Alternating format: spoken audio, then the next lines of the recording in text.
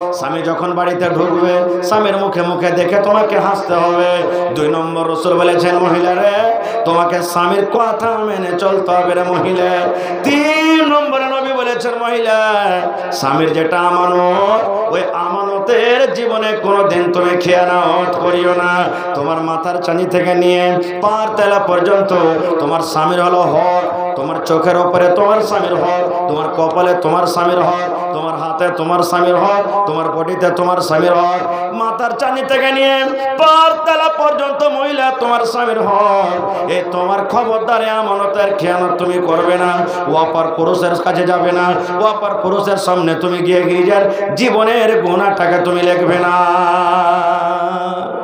কেমন করে হেফাজত করতে হবে একটাই মাত্র উদাহরণ দেব মায়েরা খালারা, এইটারও তারপরে ইনশাল্লাহ আমি লাইনটাকে অন্যদিকে কাটিয়ে দেব।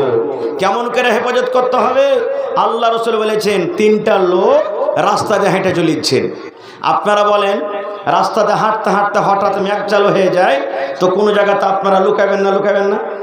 বাড়িতে, গাছের তলাতে বা কোনো জায়গায় এরকম লুকাবেন না? লুকাবেন না? 3টা লোক রাস্তাতে হেঁটেছে, হঠাৎ মেঘ শুরু হয়ে গেল, ঝড় তুফান, আশেপাশে কোনো গা গ্রাম নাই।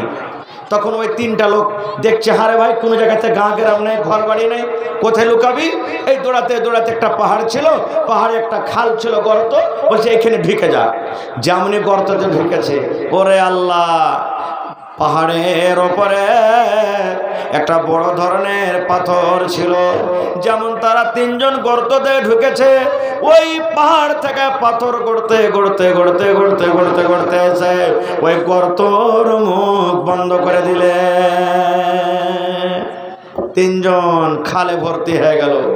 তারা বলছে, হারে ভাই খালটা তো ফাঁকা ছিল, কি ব্যাপার? 3জন যে আমরা বন্দী হয়ে গেলাম, এখানে যদি কেউ দেখতে পাবে না মরে যাব। এক কাজ কর, ঠেল 3জন মিলে, পাথরটাকে 3জন মিলে ঠেলছে, তো হিলাইতেও পারে না। আব কি করবে? তারা 3জন তখন বলছেন, ভাই রে আর মার মুখ দেখতে পাবো না, আর ছেলে পেলের মুখ দেখতে পাবো না, গা গ্রামের মুখ দেখতে পাবো না, কেউ জানতে পারবে না যে এরা কোথায় গেছে। এই গর্ত খালটা আমাদের কবর হয়ে যাবে রে ভাই, এখানে এখন আমাদেরকে মরতে হবে। আর একজন তখন বলছে, না এক কাজ কর ভাই, আল্লাহ তাবারাক ওয়া তাআলা আমাদেরকে বাঁচাবেন। বলছেন কেমন করে বাঁচাবে? বলছে, ভাই রে জীবনে যদি কোনো ভালো আমল করে থাকিস, ওই আমলটা আল্লাহর সামনে রাখ আর বল, আল্লাহ এই কাজটা যদি তোমাকে রাজি করার জন্য করে থাকি, আল্লাহ এই মুসিবত থেকে তুমি বাঁচিয়ে দাও। কি কাজ? 3জনের কথা বলবো না, সময় খুব লম্বা হয়ে যাবে।